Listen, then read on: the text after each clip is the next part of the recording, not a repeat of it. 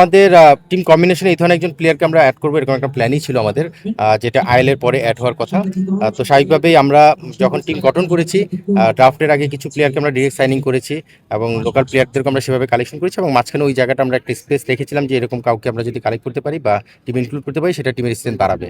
তো স্বাভাবিকভাবে এটা একটা স্ট্র্যাটেজির প্ল্যান ছিল, পার্ট ছিল, এবং সেটাই আমরা সাকসেসফুলি করতে পেরেছি। দলটা কেমন গুছিয়েছি আমাদের সাইড থেকে, আমরা ম্যানেজমেন্টে যারা ছিলাম যখন শুরু থেকেই দল গোছানো শুরু করেছি, আলহামদুলিল্লাহ আমরা যেভাবে চেয়েছি গুছাতে পেরেছি। আপনারা যদি কাগজে কলমে দেখেন মনে হবে যে একটা ব্যালেন্স দল, বাকিটা আসলে মাঠে খেলতে হবে। বাট সোফার এখন পর্যন্ত প্রথম কাজ যেটা দল গোছানো, সেই কাজটা আমরা সাকসেসফুলি করতে পেরেছি। আমি স্ট্যান্ডার্ড বা অন্যান্য বিষয়গুলো বলবো না, আমি যেটা বলতে পারি আমাদের টিম যেটা সেটার বিষয়ে বলতে পারি। আমরা 20 তারিখ ইনশাল্লাহ শুরু করব।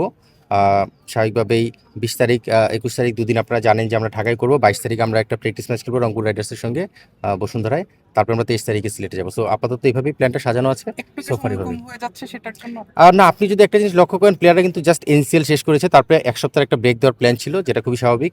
তারপরে আবার 16 ডিসেম্বরে ম্যাচ খেলছে, আপনি দেখবেন আমাদের প্রায় 7 জন প্লেয়ার খেলছে এই ম্যাচটাতে। সো তারা কিন্তু খেলার মধ্যেই ছিল, খেলার মধ্যে টাচে রয়েছে এবং ইন্ডিভিজুয়াল প্রিপারেশন নিয়েছে। বিষয়টা হয় শেষে যে আসলে টিমের কাজটা, সেই টিমের কাজের জন্য যে সময়টুকু দরকার আমি বলবো যে সেটা ঠিকই আছে। এখান থেকে বললাম ভাই আউটটা না দিলেও হতো, এলবি আছে নাকি এই খেলায়, জাস্ট মজা করে বলেছিলাম। বাট পরে দেখলাম যে আম্পায়ারটা খুবই সিরিয়াস, রফিক ভাইকে এলবি দিল, আশরাফুলকে দিল, পরে আবার জাভেদ ভাই নামলো তখন দিল। বেসিক্যালি এই ধরনের ফান গেমগুলো তো অনেক সময় ব্যাটসম্যানদের ফার্স্ট অপরচুনিটি আসলে সেটা অনেক সময় আম্পায়ার একটু ছাড় দেয়। তো স্বাভাবিকভাবে প্রফেশনাল আম্পায়ার, তাদেরকে কোনো অ্যাডভাইস করা ছিল না, গাইডলাইন দেওয়া ছিল না, এই কারণে আসলে জাস্ট ফান করি, সিরিয়াস কিছু না। But that was A plum out.